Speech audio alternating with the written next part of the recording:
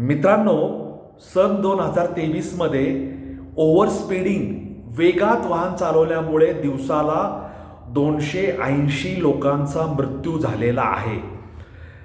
वेगात वाहन चालवणे या एकाच कारणामुळे देशभर 1,01,841 लोकांचा मृत्यू झालेला आहे. 2023चं जे उपलब्ध संख्याशास्त्रीय अभिलेख, ज्याला आपण रेकॉर्ड म्हणतो, त्याच्यातून ही माहिती घेण्यात आलेली आहे. त्याच्यानंतर 41,035 लोक हे ओव्हरटेकिंग, निष्काळजीपणे वाहन चालवणे, धोकादायक पद्धतीने वाहन चालवणे यामुळे मृत्युमुखी पडलेले आहेत. आणि 30,950 लोक हे मद्य पिऊन वाहन चालवणे, वाहन चालवताना काही गाई म्हैस रस्त्यात आडवी आली म्हणून झालेले अपघात, किंवा धुक्यामुळे वाहन दिसलं नाही म्हणून झालेले अपघात, यामुळे मृत्युमुखी पडलेले आहेत.